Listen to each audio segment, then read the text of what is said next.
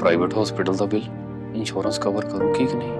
मुख्यमंत्री सहज योजना कार्ड हैगा, फिर कोई टेंशन नहीं, थोड़ा सारा ट्रीटमेंट कैशलेस है। बिना पैसिਆਂ ਦੇ जी हाँ, ਹਰੇਕ ਨਾਗਰਿਕ ਜਿਹੜਾ ਹੈ ਉਹ ਮੁੱਖ ਮੰਤਰੀ ਸਿਹਤ ਕਾਰਡ ਜਦੋਂ ਬਣ ਗਿਆ ਤਾਂ ਉਹ 10 ਲੱਖ ਰੁਪਏ ਦਾ ਮੁਫਤ ਤੇ ਕੈਸ਼ਲੈਸ ਜਿਹੜਾ ਇਲਾਜ ਕਰਾਉਣ ਦੇ काबिल भी होगा, एलिजिबल भी होगा। पंजाब सरकार लेकर आई है दुनिया की पहली सेहत योजना। अब पैसे के कारण पंजाब का कोई भी नागरिक बढ़िया इलाज से वंचित नहीं रहेगा। सेहत का हक सबके। अस्सलाम वालेकुम नाजरीन, आज 4 फरवरी है और मैं आपका दोस्त नदीम अकरम हाजिर हूँ मिडल ईस्ट की 16 बड़ी और बेहद अहम खबरों के साथ। रियाद में इस्तांबुल तक सियासत गरमा चुकी है। ईरान और अमेरिका आमने सामने हैं। ड्रोन, जेट और डिप्लोमेसी की जंग तेज हो गई है और पूरी दुनिया की नजर इस रीजन पर टिकी हुई है। तो चलिए दोस्तों, आज की इन 16 बड़ी खबरों को तफसील से समझते हैं पल पल न्यूज पर, सिर्फ सच, बेखौफ और बेबाक अंदाज में। ये तमाम बड़ी खबरें आपके सामने आपकी स्क्रीन पर होंगी, जहां आप पहली खबर देख सकते हैं, रियाद में एर्दोगन का शाही इस्तकबाल। दोस्तों, सऊदी अरब की राजधानी रियाद में आज एक अहम कूटनीतिक मंजर देखने को मिला। सऊदी क्राउन प्रिंस मोहम्मद बिन सलमान यानी MBS ने तुर्की के राष्ट्रपति रजब तैयब अर्दोगान को अल यामा पैलेस में शानदार और ऑफिशियल सेरेमनी के साथ स्वागत किया है। गॉड ऑफ ऑनर, लाल कालीन और दोनों नेताओं की मुस्कुराती मुलाकात ने साफ इशारा दिया है कि रियाद और अंकारा के रिश्तों में अब नई गर्मजोशी और नया दौर शुरू हो चुका है। ये मुलाकात मिडल ईस्ट की सियासत में बड़ा मोड़ मानी जा रही है। वहीं आप ये दूसरी खबर देखिए, गद्दाफी के बेटे सैफ अल इस्लाम की मौत, लीबिया में रहस्यमयी हालत में मिली लाश। दोस्तों, लीबिया से एक अहम सनसनीखेज और दुखद खबर सामने आई है। मरहूम लीबियाई नेता मोहम्मद गद्दाफी के सबसे मशहूर बेटे सैफ अल इस्लाम गद्दाफी के मारे जाने की खबर है। हालांकि उनकी मौत किन हालत में हुई, इस बारे में अभी तक कोई साफ जानकारी सामने नहीं आई है। सरकारी सूत्रों और मीडिया रिपोर्ट्स में भी विरोधाभास दिखाई दे रहा है। वहीं आप तीसरी खबर देखिए, एप्स्टीन चैट में चौंकाने वाला खुलासा है। कुरान की तफसीर और निजी मुलाकात की बातें हैं। दोस्तों, अमेरिकी न्याय विभाग यानी DOJ की नई डिस्क्लोजर में एक हैरान करने वाली बात सामने आई है। रिपोर्ट के मुताबिक जेफरी एप्स्टीन और मोहम्मद बिन सोलियम के बीच निजी चिट्ठी चैट में कुरान की तफसीर पर चर्चा हुई है, लेकिन कुछ ही देर बाद उसी बातचीत में एक रूसी महिला के साथ यॉट पर तय की गई निजी मुलाकात का जिक्र भी सामने आया है। इन खुलासे ने एक बार फिर एप्स्टीन नेटवर्क को लेकर गंभीर सवाल खड़े कर दिए और पूरी दुनिया इस मामले पर नजर बनाए हुए है। वहीं आप ये चौथी खबर देखिए, ईरानी ड्रोन गिराने को उतरी F-35। दोस्तों, अमेरिकी फौज ने एक ईरानी ड्रोन को गिराने के लिए अपनी सबसे महंगी और एडवांस्ड लड़ाकू जेट F-35 का इस्तेमाल किया है, जिससे मिलिट्री दुनिया में हैरानी फैल गई है। माहिरों का ये सवाल है, जब अमेरिका के पास ताकतवर एयर डिफेंस मौजूद है तो फिर एक मामूली ड्रोन के लिए इतनी कीमती फाइटर जेट क्यों भेजी गई।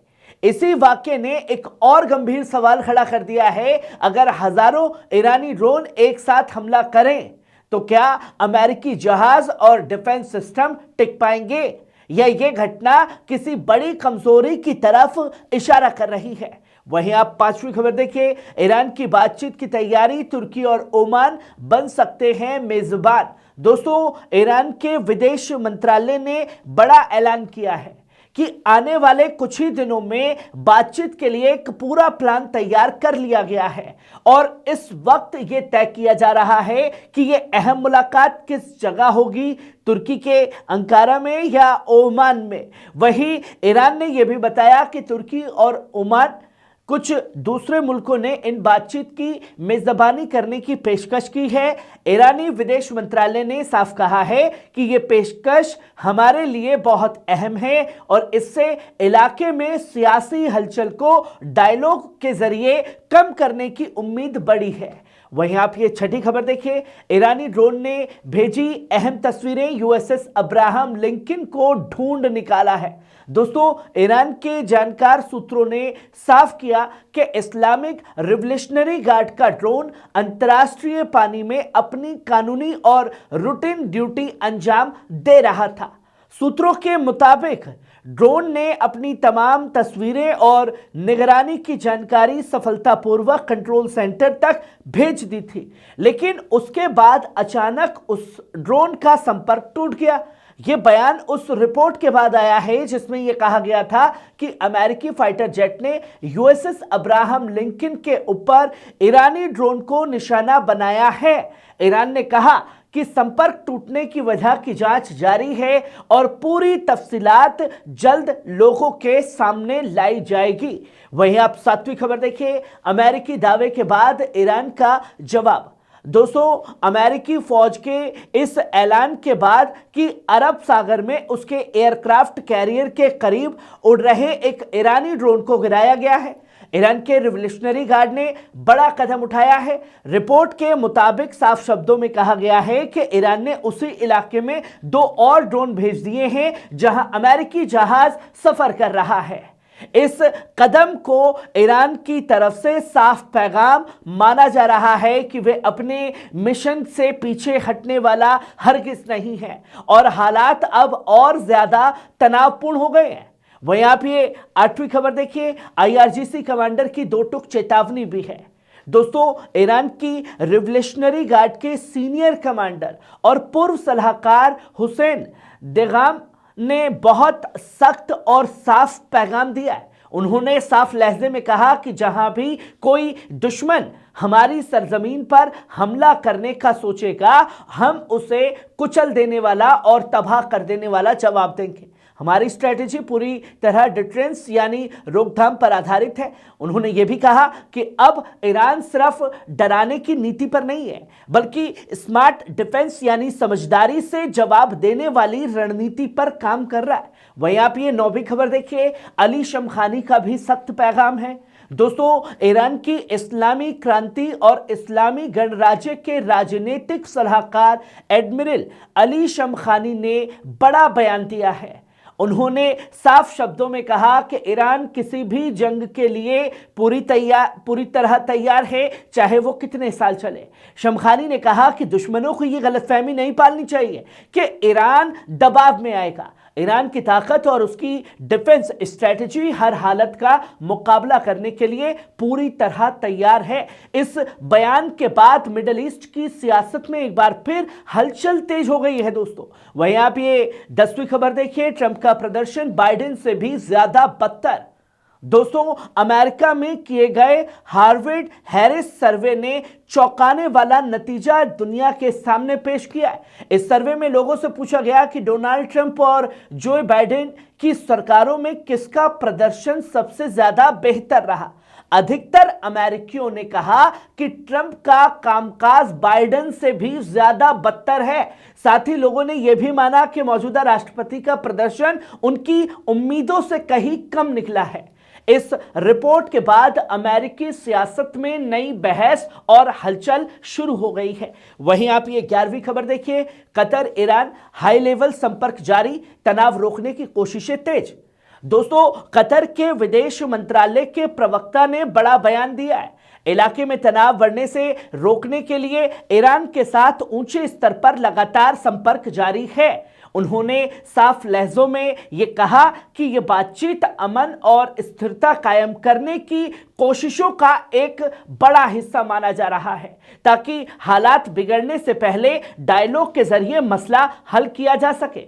कतर ने साफ किया कि रीजन में किसी भी तरह की झड़प को रोकना उसकी पहली प्राथमिकता है और इसी मकसद से ईरान के साथ सीधी बातचीत चल रही है। वहीं आप ये 12वीं खबर देखिए, हिजबुल्लाह का बड़ा बयान, ईरान दुनिया का ताज अमेरिका और इजराइल को हरा सकता है।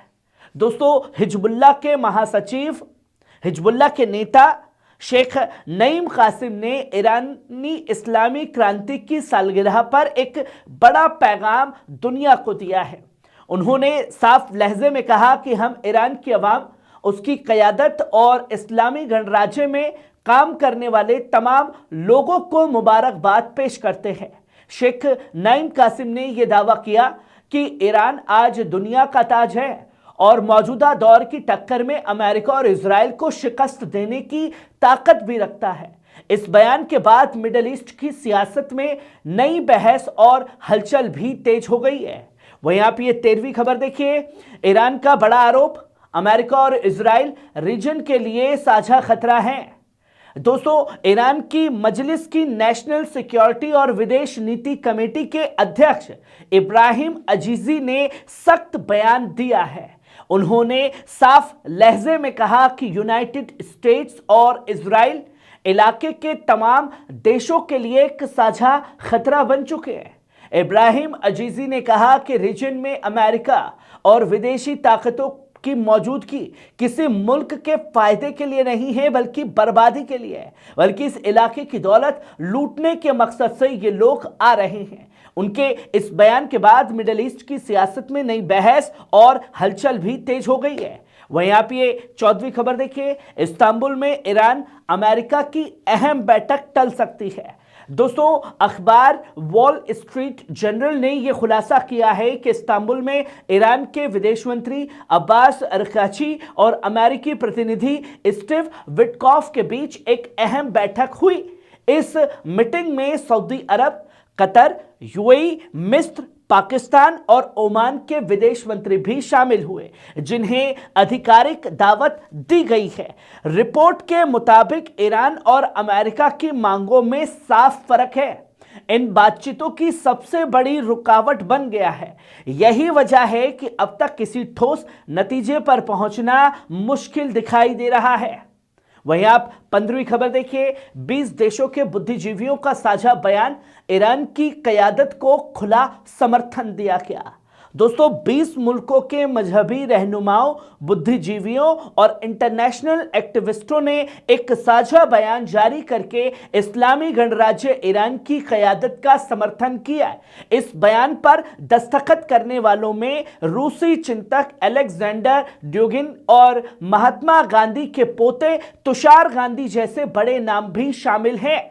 इन हस्तियों ने कहा है कि ईरान की क़यादत आज दुनिया में इंसाफ, आज़ादी और मुकाबले की आवाज़ बनकर उभरी है। इस बयान के बाद ग्लोबल सियासत में नई बहस भी तेज हो गई है। वहीं आप आखिरी और 16वीं खबर देखिए, यूएई का बड़ा बयान, मिडिल ईस्ट नहीं चाहता अमेरिका ईरान टकराव। दोस्तों, यूएई के राष्ट्रपति के डिप्लोमेटिक सलाहकार अनवर गैरिश ने दुबई में वर्ल्ड गवर्नमेंट समिट के दौरान अहम बात कही है। उन्होंने साफ लहजे में कहा कि मिडिल ईस्ट अब यूनाइटेड स्टेट्स और ईरान के बीच किसी नई टकराव वाली जंग का बोझ नहीं उठाना चाहता है, लेकिन साथ ही उन्होंने ये भी जोर दिया कि तेहरान को वॉशिंगटन के साथ न्यूक्लियर समझौते पर पहुंचना होगा ताकि रीजन में अमन और स्थिरता कायम रह सके। इस बयान को इलाके में तनाव कम करने की कोशिश के तौर पर भी देखा जा रहा है। नाज़रीन, ये थी मिडिल ईस्ट की आज की 16 सबसे बड़ी अहम खबरें। आपको कैसी लगी? कमेंट बॉक्स में आकर के अपनी राय जरूर दीजिएगा। शुक्रिया।